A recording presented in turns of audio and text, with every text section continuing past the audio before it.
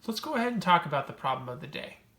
Be sure to answer the questions that I ask out loud and think about how your work is the same or different from what we talk about together. So we know that we're trying out using the benchmark of 1/2 to help us compare our fractions. I already have 1/2 here on this number line. How does 3/6 compare to 1/2? And how do you know? Say it out loud.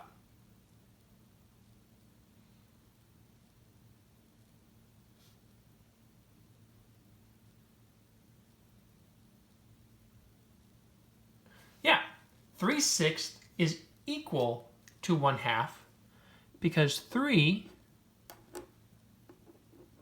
is half of 6, right? Our denominator is 6, so there are 6 pieces in one whole. And our numerator is 3, so we have exactly half of the 6 total pieces.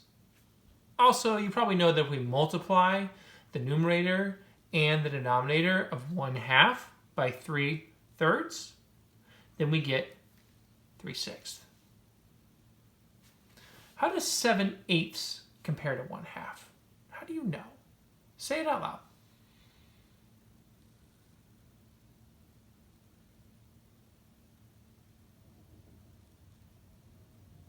Yeah, 7/8 is greater than 1/2 because 4/8 equals 1/2 and 7/8 is greater than 4/8. How would you explain that in terms of our numerator and denominator? Say it out loud.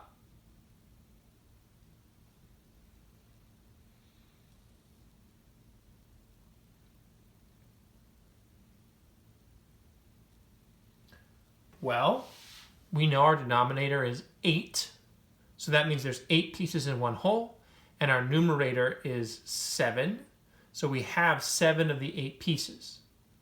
Half of this denominator would be 4, and 7 is more than 4, so 7/8 is more than 1/2. So where would it go on our number line? Say it out loud.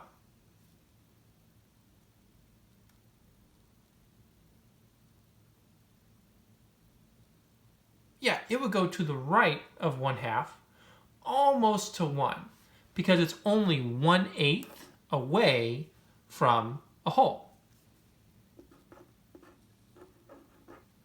Okay, great. And what about 4/9? How does that compare to 1/2? And how do you know? Say it out loud.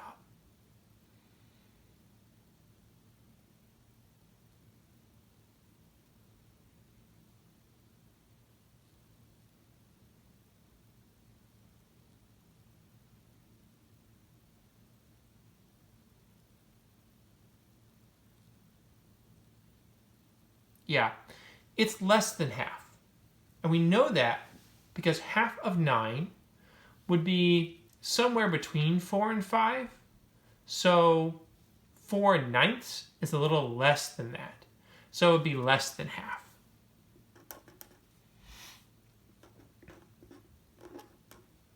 Okay, great. So what's the order of these fractions from least to greatest? Say it out loud. Right, 4/9, 3/6, 7/8. So 4/9 was Nia. That is less than 3/6, which is Nahando. Or Nahanda, excuse me. And that is less than 7/8,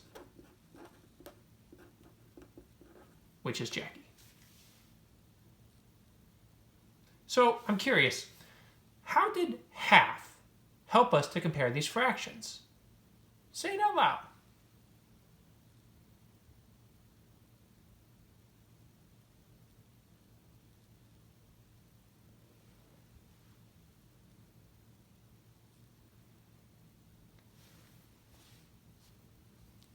Right. We compared each of them to 1/2. The fraction that was less than 1/2 had to be the smallest one, since the others were all 1/2 or more. The fraction that was equal to 1/2, that was in the middle. And then the fraction that was greater than 1/2, that had to be the greatest, because the others were all 1/2 or less. So when we're comparing fractions, we can place them on a number line by thinking, is this fraction larger or smaller than 1/2? And we can use that answer to help us compare the fractions. Read this with me. Is this fraction larger or smaller than 1/2? And when you're trying to figure out if a fraction is less than, equal to, or greater than 1/2, what do you have to think about in terms of its numerator and its denominator? Say it out loud.